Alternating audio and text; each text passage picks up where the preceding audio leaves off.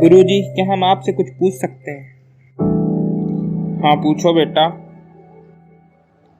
गुरुजी, कुछ लोग कहते हैं कि जीवन एक संघर्ष है, कुछ कहते हैं कि जीवन एक खेल है, और कुछ तो जीवन को उत्सव की संज्ञा भी देते हैं। इनमें से कौन सही है? पुत्र, जिन्हें गुरु नहीं मिला उनके लिए जीवन एक संघर्ष है। जिन्हें गुरु मिल गया उनके लिए जीवन एक खेल है। और जो लोग गुरु द्वारा बताए गए मार्ग पर चलते हैं, मात्र वे ही जीवन को उत्सव का नाम देने का साहस जुटा पाते हैं। लेकिन गुरुजी, कोई नहीं बेटा, तुम्हें इसी संदर्भ में मैं एक कहानी सुनाता हूँ। ध्यान से सुनोगे तो स्वयं ही अपने प्रश्न का उत्तर पा सकोगे। एक बार की बात है कि किसी गुरुकुल में एक शिष्य ने अपना अध्ययन संपूर्ण करने पर अपने गुरु जी से यह बताने के लिए विनती की कि उन्हें गुरु दक्षिणा में क्या चाहिए। तभी मुझे तुमसे गुरु दक्षिणा में एक थैला भरकर सूखी पत्तियां चाहिए, ला सकोगे? जी गुरुजी, जैसी आपकी आज्ञा। अरे ये क्या, यहाँ पे तो एक भी सूखी पत्तियां हैं नहीं। चाचा, मुझे गुरु दक्षिणा में एक थैली सूखी पत्तियां देनी है। क्या आप हमें एक थैली सूखी पत्तियां दे सकते हैं? मैं तुम्हारी मदद नहीं कर सकता, क्योंकि मैंने पहले ही सूखी पत्तियों का उपयोग आग जलाने के लिए कर लिया है। जी कोई बात नहीं, धन्यवाद। ओहो, अब मैं सूखी पत्तियां गुरु दक्षिणा देने के लिए कहाँ से लाऊं?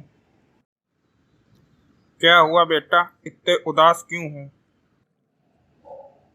महोदय, मुझे एक थैली सूखी पत्तियां चाहिए थी, लेकिन कहीं मिल ही नहीं रही। क्यों बेटा, तुम्हें सूखी पत्तियां क्यों चाहिए? मेरे गुरुजी ने गुरु दक्षिणा में सूखी पत्तियां मांगी हैं। बेटा, हम तुम्हारी मदद नहीं कर सकते, हमें माफ कर दो, क्योंकि हमने पहले ही कुछ पैसे कमाने के लिए सूखी पत्तियों के दोने बनाकर बेच दिए हैं। लेकिन तुम निराश ना हो, हम एक बूढ़ी माँ को जानते हैं जो सूखी पत्तियों को एकत्रित किया करती हैं। तुम उनसे जाकर मिल लो। जैसा आप कहें। माँ जी, हमें गुरु दक्षिणा देने के लिए कुछ सूखी पत्तियाँ चाहिए थी। कृपा कर आप मुझे एक थैला भर सूखी पत्तियाँ दे दें। बेटा, हम तुम्हें सूखी पत्तियाँ नहीं दे सकते, क्योंकि सूखी पत्तियों की बहुत कमी है और मुझे बहुत सारी दवाइयाँ भी बनानी हैं। जी कोई बात नहीं, धन्यवाद। क्या हुआ बेटा, गुरु दक्षिणा ले आए? गुरुदेव, हम आपकी इच्छा पूरी नहीं कर पाए, हमें माफ कर दीजिए। हमने सोचा था कि सूखी पत्तियां तो जंगल में बिखरी पड़ी रहती हैं, लेकिन बड़े ही आश्चर्य की बात है कि लोग इनका भी बहुत तरह तरह से उपयोग करते हैं।